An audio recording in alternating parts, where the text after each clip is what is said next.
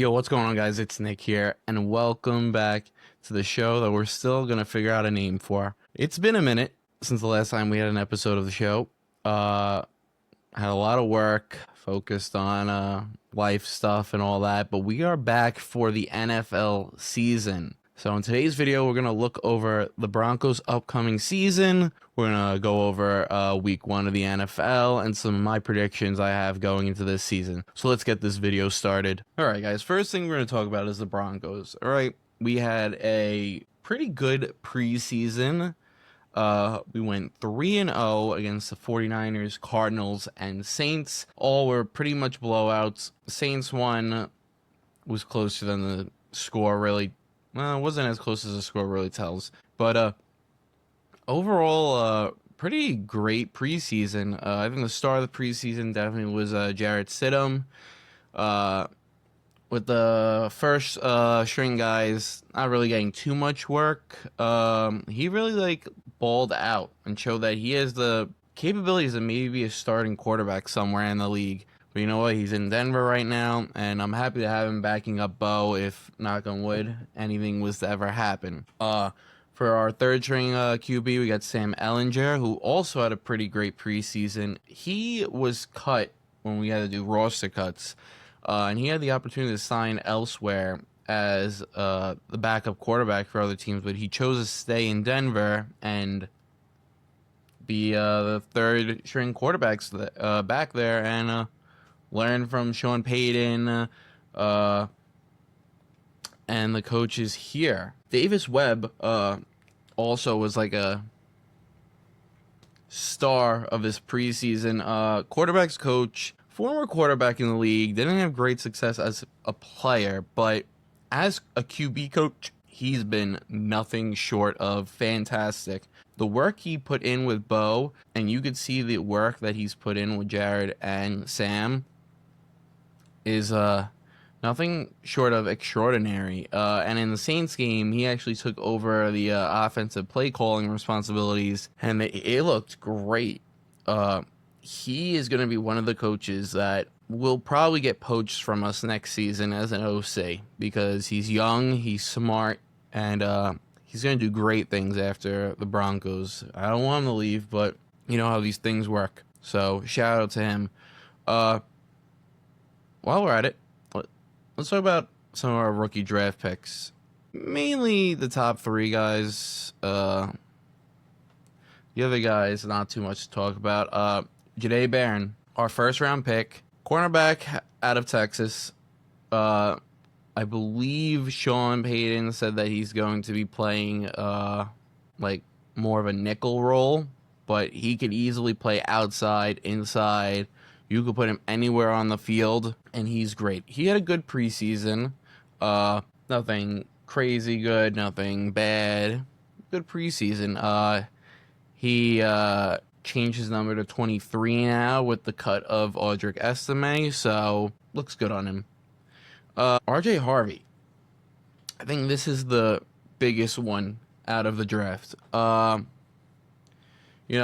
When we drafted Javonte Williams a few years back out of North Carolina, we thought we had our running back of the future. Unfortunately, he had that bad ACL injury, and he never wound up being like what he was before. So it was unfortunate. So we lost Javonte this offseason, and in the second round we signed RJ, or we took RJ, and out of UCF, he's fast, elusive, he has good hands, quads as big as Saquon's. He's going to be our lead back. He is that good. He's had a lot of praise this offseason from Sean Payton and everybody that's visited the Broncos camp, so I have really high expectations for him. And then Pat Bryant, who was kind of a surprise pick that people didn't really expect us to make. Tall wide receiver out of Illinois. He kind of, the story behind him was that he wasn't fast. He didn't have a fast 40 time. But it kind of reminds me of Puka, that Puka didn't have a fast 40 time. But like Sean McVay said, he plays fast. put him on a field with gear, he's faster than what his time says. And Pat Bryant balled out in the preseason. Tall receiver, strong hands.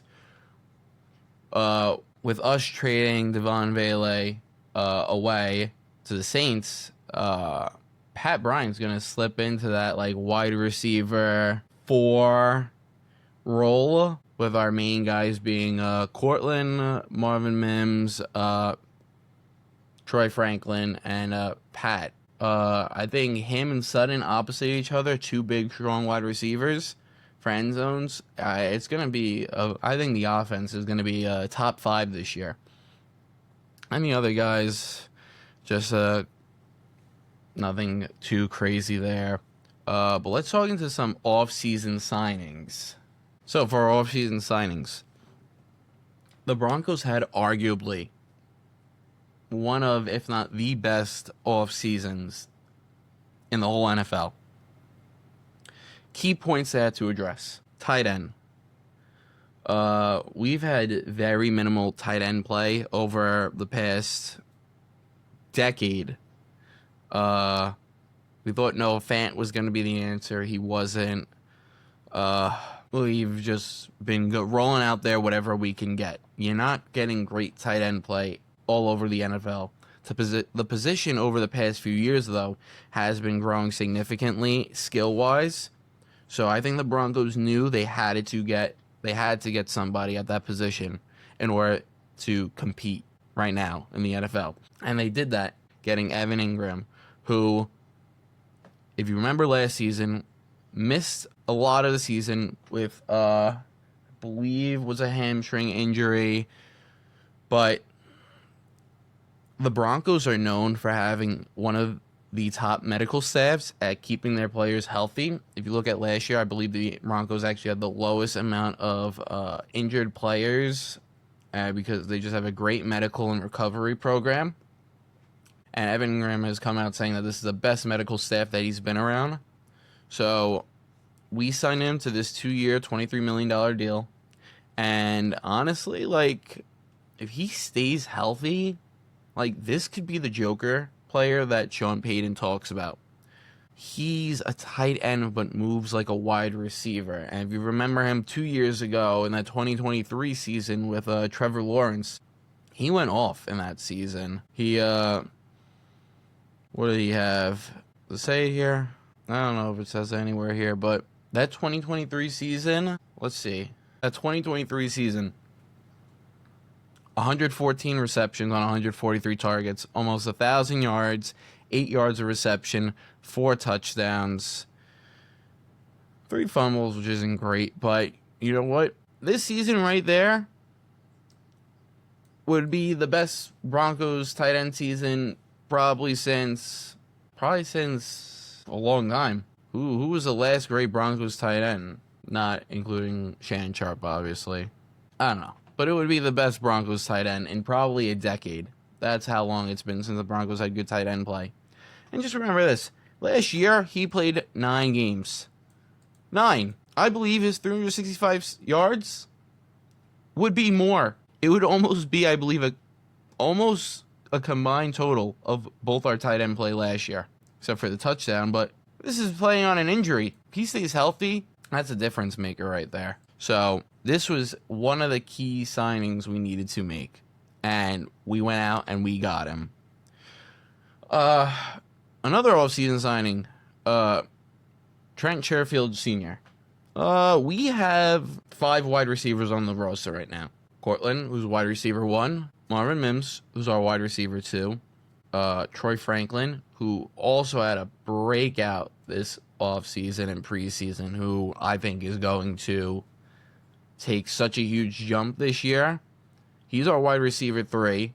Pat Bryant and Trent Sherfield. He's quick. He had a great offseason. He had a great preseason. He had a great touchdown pass in the right corner of the end zone. And honestly, I'm not expecting him to be like an amazing. Having 5 receivers that we could have on the field that have the playmaking ability is going to be huge for us, especially if you remember watching last year that it was really just get it to Sutton, if not find Marvin Mims, and after that, it was really like, where are we going with this?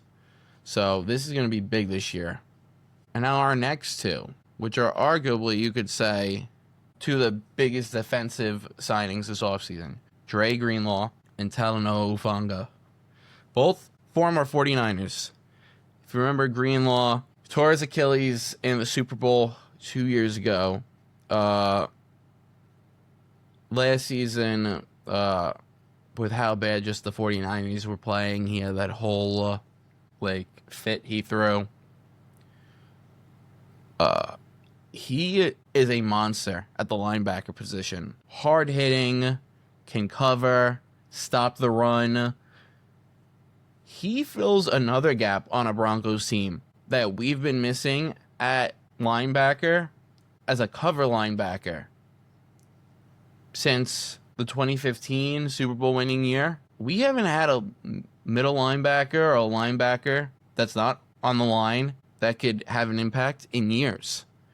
Our last great linebackers, before we have now outstanding linebackers in Jonathan Cooper and Nick Bonito, was maybe Vaughn and Chubb a little earlier on, which they play like a total of 4 games together. This is very big. If he stays healthy, a team like the Chiefs, who we haven't really had that guy to really lock up Travis Kelce, or now against a Brock Bowers, is huge. So that was a fantastic signing. On top of that, they also signed Talanoa Hufanga, who was an All-Pro 2 years ago, I think it was at this point. Also has had some injury issues, but this Broncos organization, ownership, Sean Payton, George Payton, are very smart.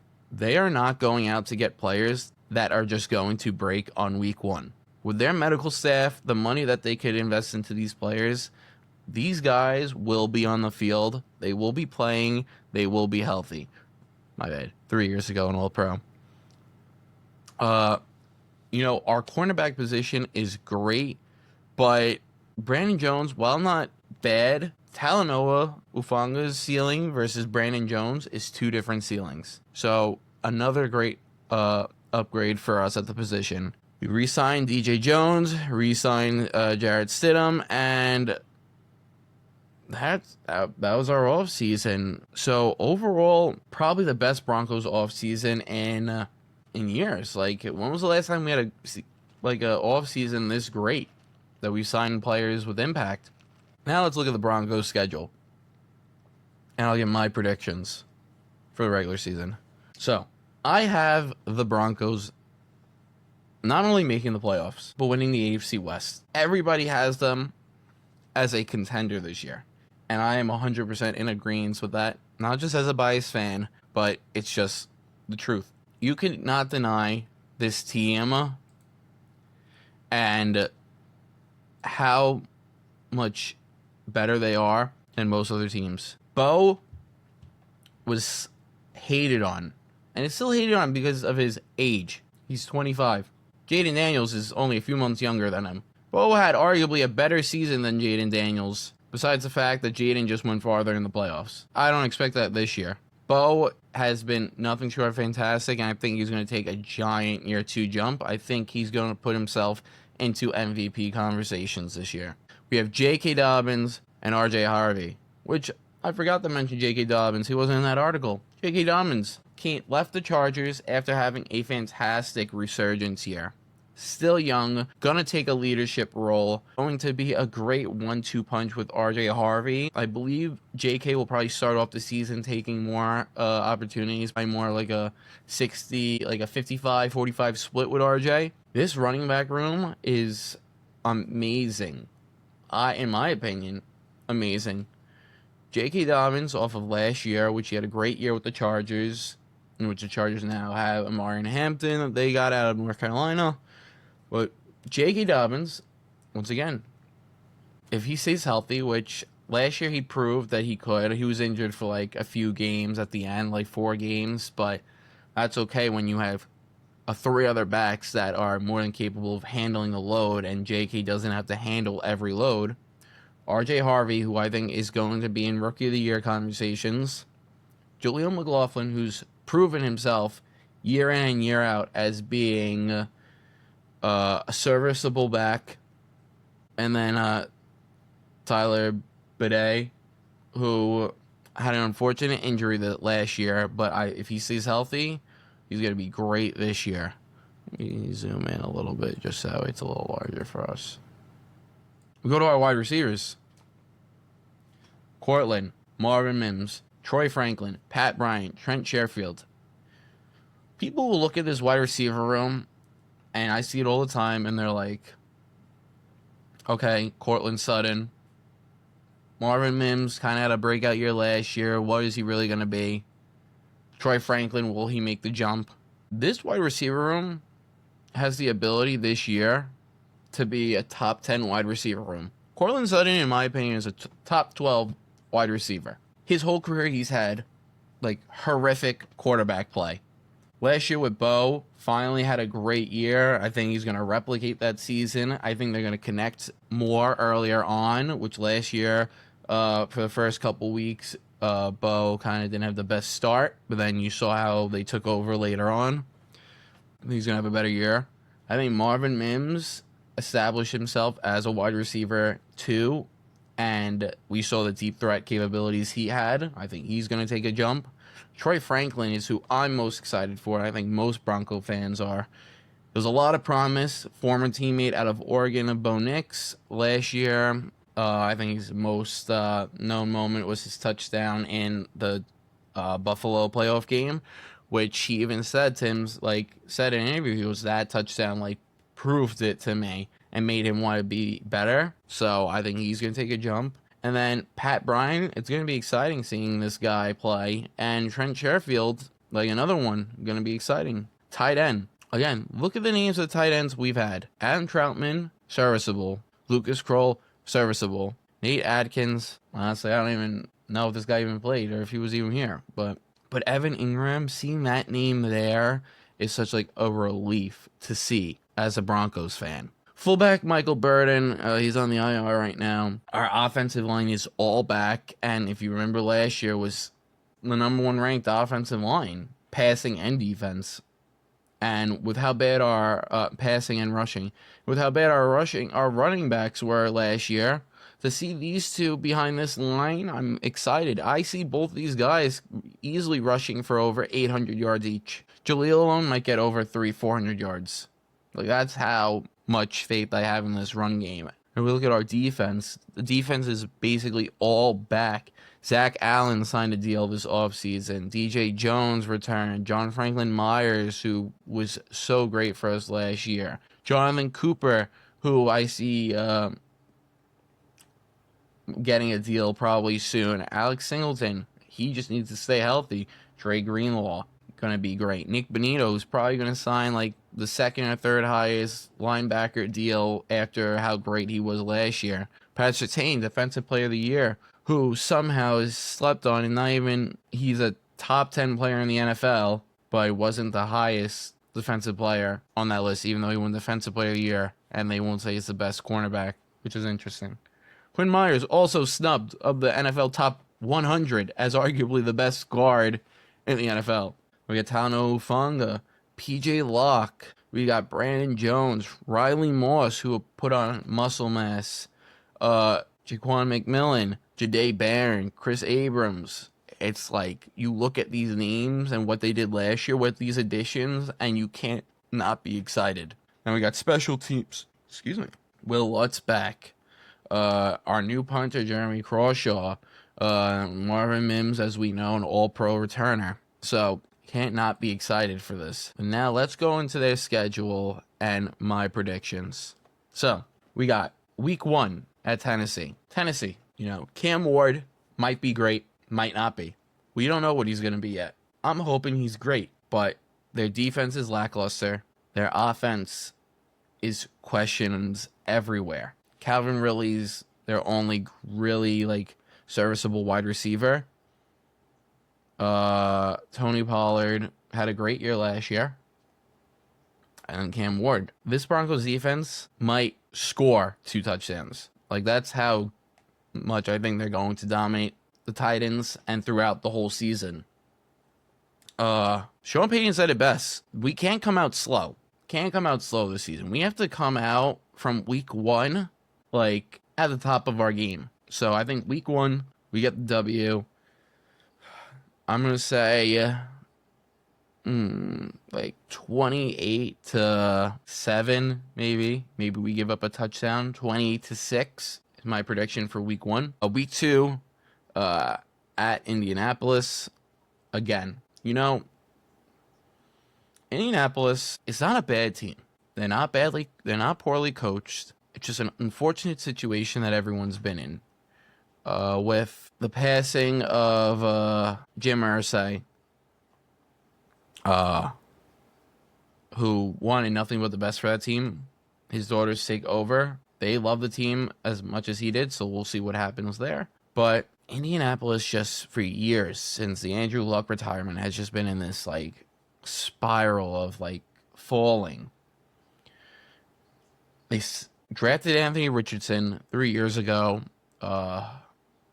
with a high pick. He's just been injured. The tapping out last year when he got tired. It's just been like nothing going their way. They signed Daniel Jones this offseason. QB competition. And Daniel Jones won. So he's the starter there. Daniel Jones was not great in New York. New York's hard to play. His time here, the teams were just awful. No really weapons until he got Neighbors. I mean, he had Saquon, but Saquon was also injured for a couple of those years. The offensive line for the Giants was never great. Defense was always lackluster. He comes to an Indianapolis team that is known for having a great offensive line. He has a great running back in Jonathan Taylor. He has 2 good wide receivers in Michael Pittman Jr. and Josh Downs. They also have, who do they got another wide receiver, I think, in the draft that's pretty good. But their defense is also questionable. Like, no one really outstanding there. I think the Broncos win this one as well. I think it's probably another 24-14 victory. Like, I could see it being a little closer, but I think the Broncos take that one. Week 3 versus the Chargers. The Chargers have somehow been like the Broncos' kryptonite team for the past few years. We've found ways to beat the Chiefs over the past few years. We've beaten the Raiders. Chargers is like that one team that is always close and then we lose. Last year, both times when we lost were winnable games. I think this year they win it. J.K. Donovan's revenge game, they just shipped him off, they signed him Aaron Hampton, and we're like, all right, we don't really need you. The Chargers' offensive weapons are also not great. As we're doing this, let's pull up the teams as we go. Chargers. Got Justin Herbert, who's been great. Aaron Hampton, who is projected to be really good.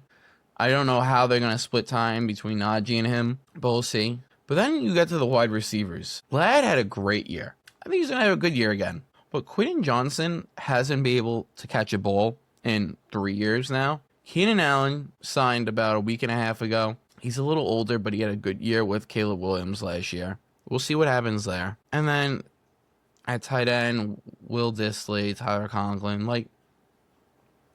Nothing great going on in this offense. The Broncos' defensive line, I think, is going to shut down the run. And with the Broncos secondary now, I don't see many teams doing well against them in the passing game. I think whether you put Ladd outside, in the slot, wherever you put any of these guys, you're either going to have Pat Surtain on you, you're going to have Riley Moss on you, Jahdae Barron on you. It does not matter where you go, you're going to have a top-tier cornerback, and if somebody gets past, you have Tano Ofongo waiting over the top. You can't go anywhere. So I think Broncos win this game. The defense, who's really stands out? They got rid of Joey Bosa, Dante Jackson, Khalil Mack. Bud Dupree, like Derwin James. Like, other than that, like, nothing really great going on there. So I'm going to say 21-10, maybe, division game. Then our first test comes, Cincinnati. The Bengals, with Joe Burrow healthy, will always be a good team. We look at their offense. Burrow, amazing. Chase Brown last year blew the socks off of everybody and showed that he is a RB1. Jamar Chase, the best wide receiver in the NFL. T. Higgins, if healthy, is a top 15 wide receiver in the NFL. And then you look at the rest of their wide receiving core. Andre Isavas doesn't really get many targets. Fast, though, deep threat. And the other ones really aren't a concern. Bengals fans can tell me if I'm wrong or not. But, again, as a Broncos fan, your main concern is Jamar and T. Last year, when we versed them in that, was it a Monday night game? Or was it the Thursday night game against the Bengals? Whoever he was on, locked them up. Once again, like with the Chargers, with the way the defense is now, I think you could put anyone on anyone and feel confident that they're going to be getting stops. Mike Gesicki is hot and cold. Noah Fant, revenge game, who knows? Kind of ends there. I mean, the offensive line is still questionable. And the defense, they were able to get a deal with Trey Hendrickson done for the season. I think they extended him, or they just gave him a raise for the year. They have their rookie, Shamar Stewart. I believe Shamar Stewart is the rookie first-round pick that they signed that took a while to get. Who knows what he'll be? And then apparently there's talks about Justin Simmons signing with the Bengals. So who knows? But again, I'm not really too worried about us scoring points. I think the worry more comes from them scoring points. But I think it's another win. I think it's a close one. I think it's going to be like a 27-24 game, 24-21 game. Oh, yes, at that point, I have the Broncos either going 4-0, with the only possible loss so far coming from Cincinnati. 4-0, 3-1. Then it's Philadelphia. The Eagles are reigning Super Bowl champs. Thank God they won, because I hate the Chiefs. If you're a Broncos fan, or any fan, I think, you really hate the Chiefs. Jalen Hurts is a good quarterback. He is good. I think the Chiefs had a very lackluster defense last year. I don't think the Eagles made that many changes really on their offense. Your offensive line is the same. I believe there was, who got hurt? One of their main guys got hurt. And now the backup is starting. But, Saquon is going to be Saquon. Who knows? Madden cover curse. Could have a down year. Don't know. I'm rooting for Saquon. Not against the Broncos, though. There's a lot of talk about A.J. Brown having a down year. I don't know what that's about, but that's what I'm hearing. They traded for John Mechie from the Texans, who, was a well-spoken about wide receiver that unfortunately had a battle with, I believe, leukemia, and beat it. And he hasn't really had any spot on that Texans offense. I thought this year he would have been like a star player on that Texans offense, losing Diggs and Tank Dell still being hurt. Now he has a chance to do something for the Eagles. Devontae Smith, who another one, great wide receiver, but seems to always have some sort of injury going on. He's a skinnier guy. He seems to have a lot of hamstring injuries. He's had concussions in the past, so I don't know. And then Jahan Dotson, who, serviceable. Dallas Goedert, also a good tight end, top 7 tight end probably. And the Eagles known for having one of the best offensive lines. We look at their defense. It's pretty much everyone from last year with a couple additions. I mean, you got Jordan Davis still, Jalen Carter, Zach Braun, Reed Blankenship, Cooper DeJean. So, Eagles are the Broncos' toughest opponent so far at this point. Went from the Bengals, but I think we're going to beat the Bengals. It's the Eagles. Of course, I'm coming as a biased Broncos fan. I think this game you can truly put to coin toss. I think when it comes time for this game, I think the Broncos, if they start off how I think they're going to, I think it's going to be like a 50-50 game. I think a lot of people are obviously going to go with the Eagles being the reigning Super Bowl champs. But I think if the Broncos offense and defense does what they're being talked about doing, I could see this game going either way. So I see this game being more likely of our first loss than the Bengals game. So as we get to this point in the season, I see us either being 5-0 or 4-1. So you pick your poison there. Then we get to the Jets. Honestly, it's the Jets. Like, I'm from New York. All my friends are Jets fans. They all want to believe that the Jets have a chance. I'm not a believer in that. They signed Justin Fields, who isn't bad, but it's like he needs the right quarterbacks coach to fix him a little bit. His throwing seems off. Then you have at running back, it's really going to be the Breece Hall, Braylon Allen show there. And, Breece had a down year last year. Bad. Really bad down year. Whether you want to blame the offensive line or whatever it is, it was not a great year for him. Braylon Allen is in talks to really take a lot of the reps from him, and he might become the lead back. So, that's really their strong suit. It's that's where I think their offense is going to run through. Even though Justin Fields is a running quarterback, I think this is their strongest position. You go to their wide receivers, Garrett Wilson, who is great, but again, with Justin Fields as quarterback, I don't see him being as good as he can be. Josh Reynolds, former Bronco, for a year, nothing really crazy there. Alan Lazard, also nothing special there. Tight end, nothing really great going on there. Their offensive line's okay. Their defense, Sauce, who everybody loves to talk about him as a top cornerback. What does he have? 3 career interceptions. Last year he had a down year too. So I don't see this game being close. Last year, you know what? It was a close game. It was a terrible weather game. What was it 9-6 we won? I don't see it being that close this year. I see us blowing them out. I think this is a true blowout. And you know what? Anything can happen in these London games. I think it's gonna be a blowout. I see us winning 35-10. So that's for the Jets. And we versus the Giants, who I'm more of a believer on the Giants this year than I think most people are. I think any of their quarterbacks, if you played any of these guys, I think it's better than anything they had last year. Right now, Russ is the starting guy. I think if Russ has a bad start, I think they're going to go to Jameis. I don't think they're going to go to Jackson right away.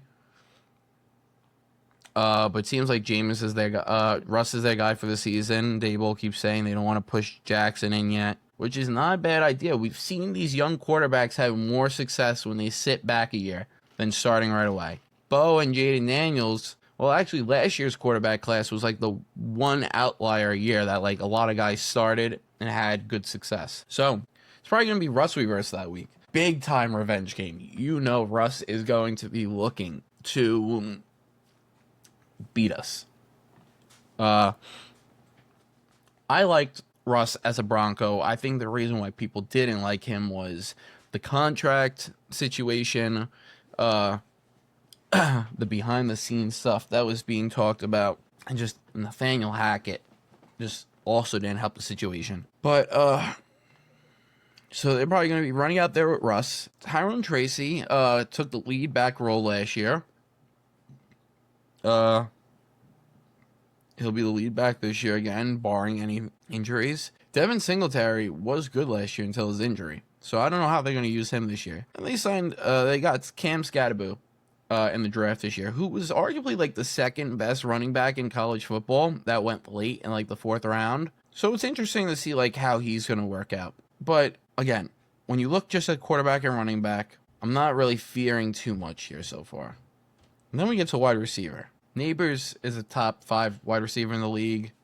And the other wide receivers you look at, Jalen Hyatt was talked about a lot out of college. Came to the Giants, hasn't really had a great role. And apparently this year, they're talking about him, having more of a breakout year. We'll see. Wan'Dale Robinson is really just a short yards reception threat. And Darius Slayton has just been a serviceable wide receiver there for a while now. Like, again, this is another situation there where if Surtain, like, stays healthy, which he's been a healthy player his whole career, knock on wood, you put him on Neighbors, what are they doing?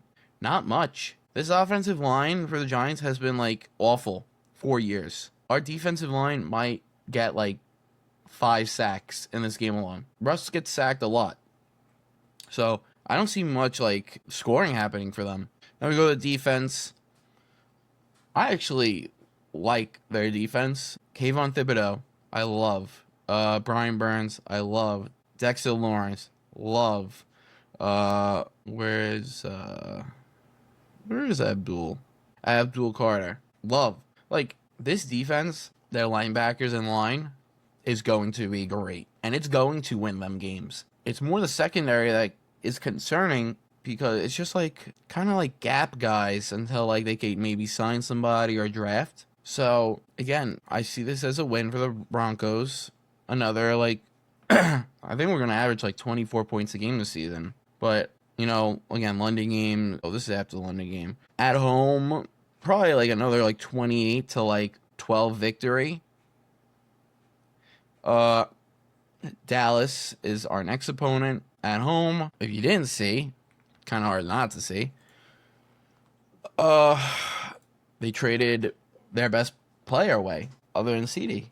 They traded away Micah Parsons to the Packers, and now their defense, like, they got Kenny Clark in return, who's a great D tackle, but what concerns you here? Malik Hooker's okay. Trayvon Diggs coming off a major injury. Deron Bland just signed an extension. But, like, their defense doesn't scare me at all. You look at their offense. Dak coming off of an injury. Javonte Miles Sanders, like, I love Javonte. I hope he establishes himself as, like, a lead back capabilities. But from what we've seen the past few years, Miles Sanders and Javonte might have no impact at all. Jadon Blue, who they drafted out of Texas, might have some impact. I have him in fantasy, so I hope he does. We don't know yet. And we have CeeDee Lamb, who's going to be... Oh, this is where it gets a little, like, concerning. This is the third team with... This is the second team with serviceable wide receivers. CeeDee Lamb's a top 3 wide receiver. George Pickens is a serviceable wide receiver. Or more than serviceable wide receiver. He's a top 12 wide receiver. And then Jalen Tolbert is okay. Jake Ferguson's on a huge contract this offseason. And then their line is okay.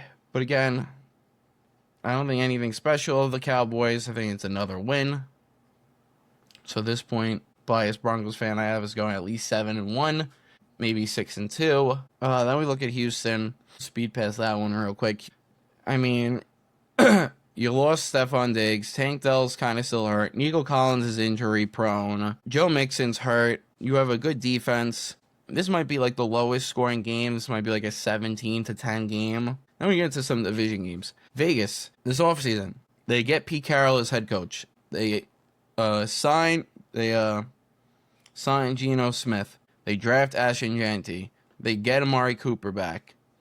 It's not a bad offense. Geno in a dome is good, but he's not a great quarterback.